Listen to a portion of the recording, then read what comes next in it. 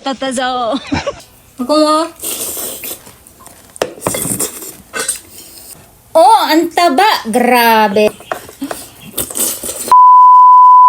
So, bili tayo guys ng talaba at alam niyo ba na bagong haircut ang lola nyo? Ayan, hindi ko pa nga siya napapantay. Ako lang nagupit mag-isa kasi. Tingnan natin kung meron pang talaba. Kasi malapit na magsarado at matapos ang talaba.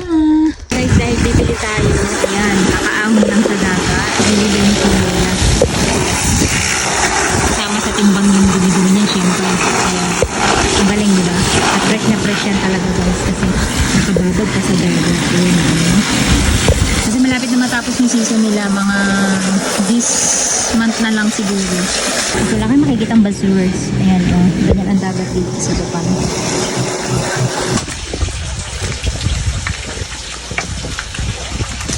Ang binigay sa atin ng talaba guys.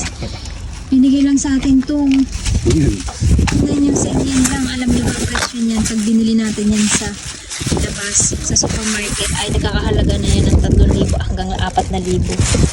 1,000 lang binigay sa atin to or 350 pesos. Tapos, para makabawi kami, bumili na lang kami ng daing nila. Pero yung daing nila guys, ang mura pa din. Kurega happy-happy dahil. Tapos ito, bumili na lang kami ng daing nila guys. 800 yen ang isa nito. Tingnan mo, binigay lang sa amin ng 1,300. Di ba? Kaya ang laki ng tipid natin. Okay, halos ipamigay na lang yung tinda sa atin. Kasi nga, pasensya na kayo guys, namili kasi ako ng mga net para dun sa aming garden temporary. Dahil maglalatag na ako ng mga pananim, baka kainin kasi ng uwak. So, panapal lang yan. Tanggalin yan, no? Yan ang tawag dyan guys, ay koinobori.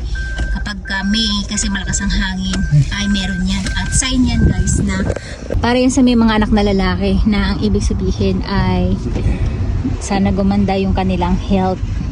Nakamura tayo, grabe. Ayan, kaya mamaya magmumukbang tayo ulit ng talaba dahil magkakaroon pa ng talaba by November pa ulit, ganun katagal dito sa lugar namin kasi nga ay season by season lang sila dito, pinapalaki pa nila at magtatanim pa lang. Hayay!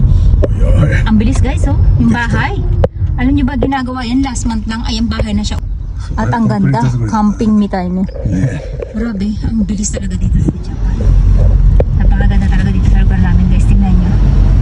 Di ba? Pupuno. Ang sarap lang sa feeling kasi ulit kami na nakatayo sa tabing dagat. Ang sarap ng pakaramdam ko, parang gusto ko talaga magtayo ng bahay sa tabing dagat.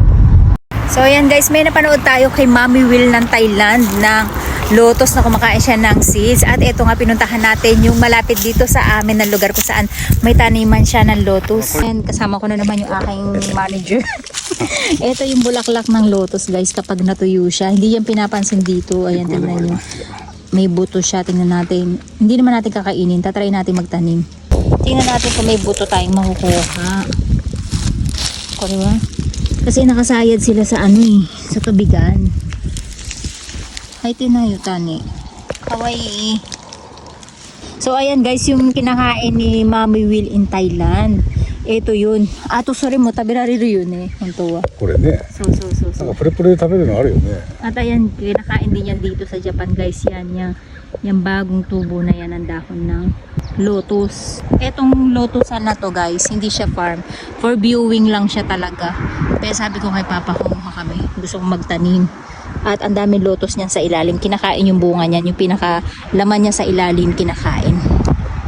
At pag summer na guys, ang gaganda ng mga bulaklak niyan. Lahat yan ay lotus. Lotus, di ba? Yung brandang notebook sa Pilipinas. At ang daming anak ng palaka, ayan. Meron tayong makikita na may buto. Kasi ang dami niyan nagiging bulaklak kapag summer. Kaso nga hindi nga pinapansin dito, yun yung pinaka buto nung lotus na yun. At kinakain daw pala yun, sabi ni Mami Will in Thailand. Isa sa mga idol ko guys na gustong kong pinanonood dahil ang dami nating natututunan sa kanya na hindi natin alam na nakakain. Hoping ay makapasyal tayo ng Thailand at ma-meet natin sa personal si Mami Will in Thailand. So wala siya mga buto guys. Ayan, sabi ko sa asawa ko, nakawan niya ako. Ang daming itlog ng ano guys, ng palaka. Lahat yan itlog ng palaka. Wala akong makitang buto guys. Ayun, may isang naligaw. May narinig ko dito. Parang may buto siya. Tingnan natin. Ito parang. Ito. Ay kaso ampaw. Ampaw siya. May buto kaya lang nababad na sa tubig. Hindi na siya fresh. Sad, wala tayong makuha. Buto. Sabi ko humukay siya ng isa eh. Hindi kami tatanim ko dun sa pan ko. Guys, nakakuha tayo ng pantanim natin na lotus. Yehey, arigato gozaimasu asawa kasama. Ayan, nakakuha tayo ng may iba't 2 piraso. Diba? Ang sarap talaga tumira sa mga probinsya kasi madaming libre. Pero wag nyo kami gayahin ha. Ayan, doon na tayong pantanim. Ilalagay natin to doon sa ating kingyo, doon sa ating goldfish. So ayan guys, tingin tayo ng takinoko kung may makikita tayo at may nanguha na nga sukuwatot tayo. May mga ari nito guys, yung lote dito. Kaya lang, hindi na kasi nila pinapansin yan. Kaya tubuan na lang ng tubuan yung mga mga bamboo o yung bamboo shoots. Kaya dito sa amin, kumbaga hindi na pinapansin kung may manguha o hindi. Kasi welcome pa nga pag may nanguha kasi malilesen yung pagtubo ng mga bamboo. Kaya nandito tayo ngayon, hunting tayo ng takinoko. So ayan guys, sabi ko kay Papa, hanap kami ng takinoko kasi gustong kumain ng takinoko. Kaya lang tingnan nyo naman, ang haba na nila oh, sayang. Diba? Ang dami lahat yan, takinoko. Matatapos na kasi yung season, hindi pa tayo nakapanguha. Ayan, sayang lahat yan guys, oh, takinoko. Wala. Si Papa kasi takot manguha. Hindi naman pinapansin na dito yan. Sayang, ang dami oh, lahat yung mga nasa bunga na yan, puro bago lang yan. Ganyan guys yung itsura ng takinoko kapag umaba o yung bamboo shoots. Ayan, tas ganyan siya kahaba kagad, ilang araw pa lang, tingnan nyo. Bago pa lang yan. Ayan, may nakita tayo dito. Dore. Oh, ina, ata dyan. So, ayan guys.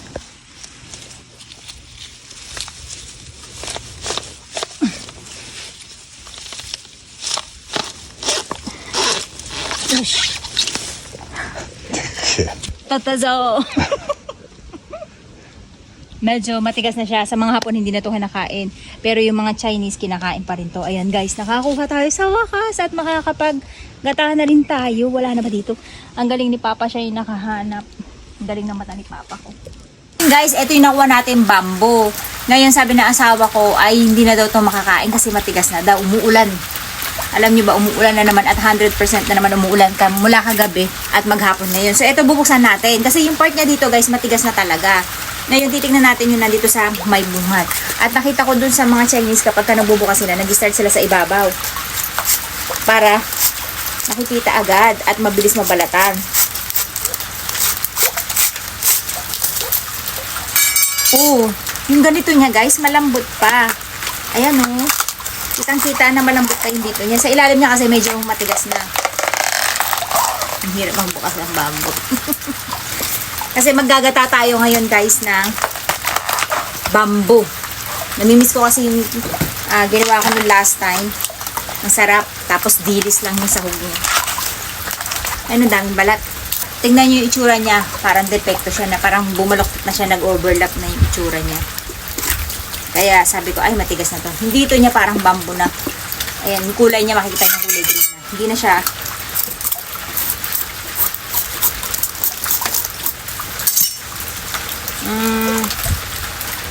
Makakain pa rin siya, kaya lang parang matigas na siya sobra. Siguro kung kukunin natin, ay eto na lang ibabaw. Medyo mahirap ang bukas ha.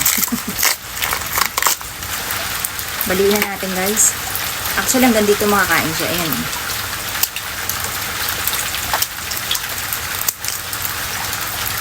Pero wag na. Hanggang dito na lang. So, ang gagawin lang natin, tatanggalin lang natin ito parang pinakamakapal niyang balat.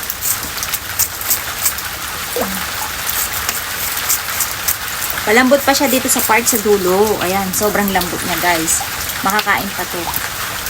Tapos puputulin lang natin dito sa bandang. Dito na siguro. Kasi mukhang matigas na to guys. Hanggang dito na lang ito natin. Ayan. Ito lang yung nakuha natin. Yung dito niya, malambot pa din naman. Kaya lang, matrabaho guys kung bibiyak-biyakin ko pa to. mahirap na baka mukhang lasang bamboo na siya. Ayan. So, ito lang yung kinuha natin. At ako lang naman ang kakain. So, ayan guys lang yung nakuha natin.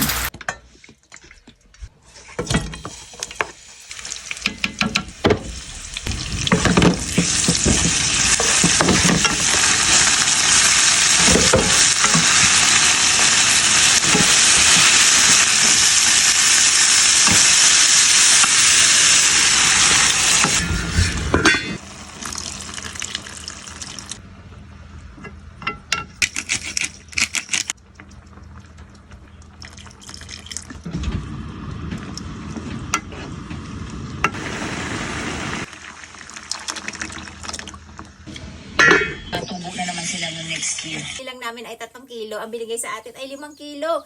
Dahil pit na nga daw matapos ang season ng talaba. Kaya naman, ayan, ang daming binigay sa atin. Ang bigat guys, siguro more than 5 kilos ang dami ng talaba na ito. Ayan na guys yung ating, i-steam natin yung ating 3/4 and then babalatan natin yung 1/4. Yung takpan lang natin and then oras lang tayo ng